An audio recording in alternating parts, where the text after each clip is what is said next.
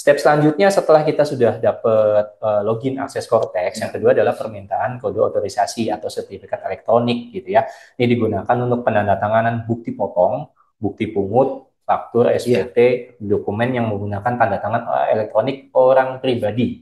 Jadi yang Ya. perlu diperhatikan adalah sertifikat elektronik diberikan kepada orang Orang pribadi, pribadi, bukan bukan badan. instansinya, bukan Bukan badannya. badan. Karena di Cortex yang bisa mengakses itu Mhm. adalah orang pribadi. Jadi Iya. pintunya itu melalui akses dari orang pribadi, Betul. gitu ya. Karena semua dokumen, kemudian permohonan itu melalui sarana elektronik Hmm, atau hmm, berupa berbentuk dokumen elektronik, maka tanda hmm. tangannya juga harus tanda tangan elektronik. Elektronik, Nah, ini ya. gunanya adalah sertifikat elektronik ini supaya nanti bosnya yang memvalidasi adalah orang yang bersangkutan ya, yang Betul, berwenang betul ya. seperti itu. Nah, nanti sertifikat elektronik tadi nanti berkaitan dengan paspres tadi yang sudah kita Paspres. isi tadi awal tadi gitu ya. Ya, Begitu.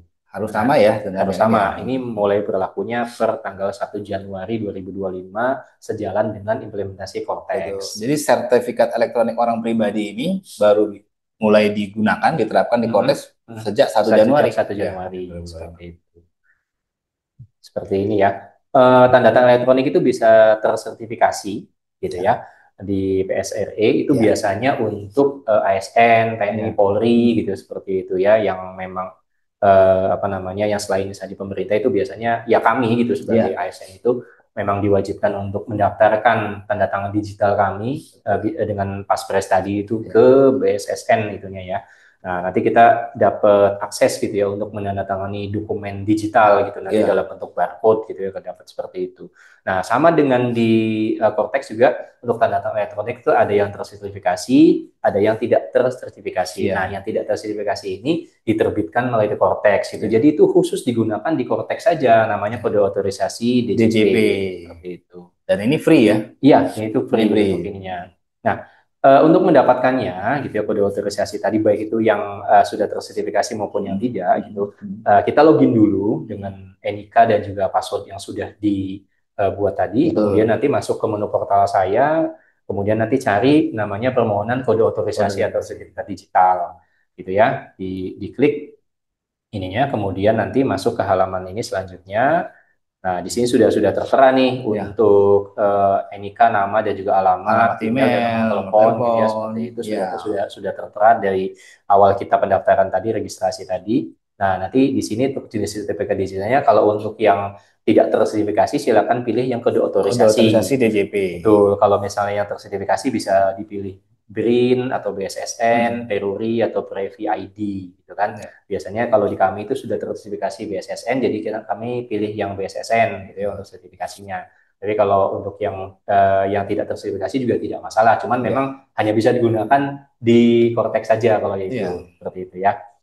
Jadi Oke, kalau kemudian pakai kode otorisasi menggunakan Paspres ya. betul menggunakan Paspres. Nah, Ya. nanti kemudian setelah kita pilih ininya, kemudian nanti Paspresnya kita masukin lagi nih, masuk Ya. mainnya Betul. Paspresnya kita masukin lagi, kita ketik Paspresnya, kemudian nanti untuk verifikasi identitas kita ngambil foto gitu ya Ya.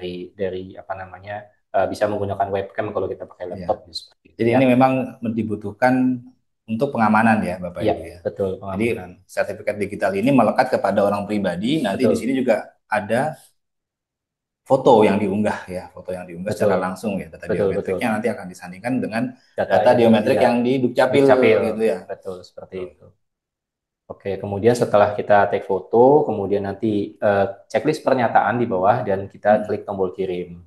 Kemudian nanti apa namanya sistem kalau sudah memvalidasi nanti akan Ya. menerbitkan namanya surat penerbitan sertifikat digital dan Digital. juga tanda terimanya. Nah, kalau sudah terbit itu berarti paspres tadi itu sudah bisa digunakan untuk tanda tangan Tanda elektronik. tangan dokumen elektronik. Dokumen elektronik betul Tuh. seperti itu. Kalau misalnya semeton bikin bukti potong, kemudian nanti pada saat mau menerbitkan bukti potong, nanti kan Iya, pasti akan diminta namanya kode otorisasi. kode Nah, otorisasi. itu nanti kita input gitu NIK dan juga paspres yang tadi sudah kita buat. Betul.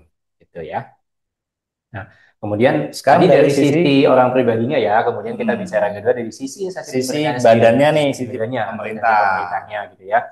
Untuk login dan juga nanti untuk manajemen aksesnya bagaimana sih? Gitu, seperti itu. Ya, ketika login pertama kali itu kan nanti menggunakan sudah menggunakan yang 16 digit ya. Ya, 16 digit. Betul. Tinggal menambahkan angka 0 di depannya ya, kalau Hmm, sengketa pajak ya.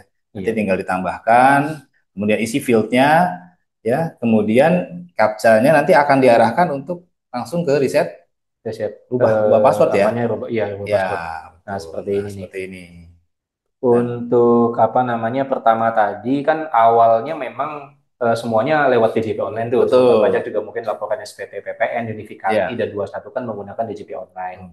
Nah, kalau sudah di badannya itu sudah pernah akses DJP online, tidak terlalu sulit untuk akses Betul. Cortex. Sama seperti orang pribadi tadi yang sudah eh, mengakses DJP online, password maaf, untuk email dan juga nomor teleponnya itu sudah terprepop ya, sudah ada Sudah gitu langsung dari muncul ya. langsung muncul dari DJP Online ke Ya, Cortex. Hanya betul. passwordnya saja yang harus diganti. Nah, caranya sama seperti tadi, masuk permohonan ubah kata sandi gitu ya. Nanti Ya, kita masukkan ID penggunanya. ID pengguna itu adalah NPWP 16 digit dari instansi instansi pemerintah tadi. pemerintah. Betul kata Mas Sukma tadi, ditambahkan angka 0 saja di Ya, depannya gitu ya. Misalnya NPWP-nya 00 sekian sekian sekian sekian. Nah, itu tambahkan 01 di depan ya, agar bisa 16 digit. Itu kalau untuk badan defaultnya seperti itu ya aturannya. Kemudian nanti emailnya kita tinggal ketik ulang lagi, kode siap. keamanan diisi, pernyataan kemudian kirim. Nanti ada notifikasi reset password Iya. sukses, nanti masuk ke email yang tadi gitu ya. Yang terdaftar Masuk di yang DJP terdaftar online di ya. DJP online, kemudian nanti ada link, nanti kita klik Sama linknya persis tadi, seperti sama yang tadi persis ya. yang tadi, stepnya sama. Sama ya. Kemudian kita bikinkan password dan juga confirm password. Itu juga aturannya sama, 8 karakter, mengandung satu huruf besar, satu huruf kecil, satu angka minimal, dan juga spesial karakter. Karakter.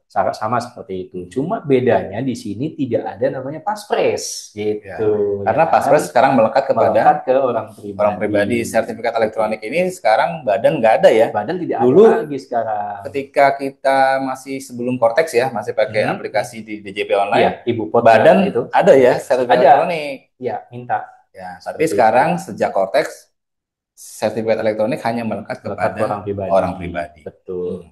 Gitu. Jadinya tuh orang pribadi yang minta sertifikatnya ya, badan tidak usah hanya password saja.